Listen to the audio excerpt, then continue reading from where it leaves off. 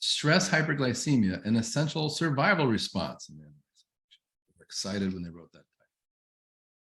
Stress hyperglycemia is common in critically ill patients and appears to be a marker of disease severity. Okay? Because of this, in hospital settings, they say, well, hey, we need to get rid of some of that glucose because that's clearly not going to help them out. But wait, furthermore, both the admission as well as the mean glucose level during the hospital stay is strongly associated with patient outcomes. A critical appraisal of the literature has demonstrated that attempts at tight glycemic control in the ICU and non-ICU patients do not improve healthcare outcomes. This is, once again, you guys, we look at this, we're like, oh, they have hyperglycemia. Clearly that's a problem. Let's lower that. And it turns out it doesn't necessarily help. Maybe it's because it's intentional by the body. They say, we suggest that hyperglycemia and insulin resistance in the setting of acute illness is, ready, an evolutionarily preserved adaptive response that increases the host's chance of survival. So when you see something like this, guys, I mean this so much, you can look at a patient and say, is your body doing this on purpose?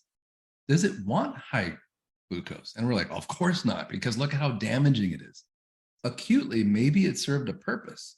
Chronically, maybe that's when it starts to be problematic, but maybe some of the acute problems that we used to have are becoming chronic and our body is merely responding to them. Anyhow, furthermore, attempts to interfere with this exceedingly complex, and if you ever get confused about the body, it knows way more than we do. Multi-system adaptive response may be harmful. They go on to say, following thermal injuries, trauma, and sepsis. And my question to you is, do we have subclinical trauma and sepsis nowadays in people? Something that doesn't send them to the hospital? Maybe it's a low-grade infection of some kind, trauma. And notice they're saying stress hyperglycemia, inflammation possibly.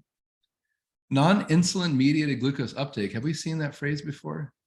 Like somebody talked about that once. Oh yeah, is increased. Okay, so we don't need insulin.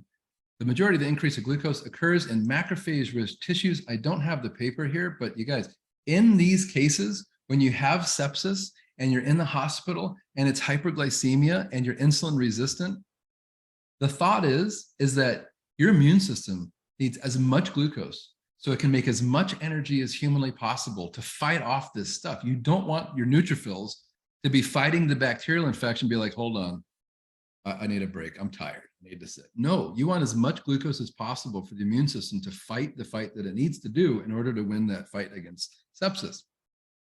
They say that iatrogenic normalization of blood glucose may therefore impair the immune system and cerebral function at a time of crisis. Should we be intervening?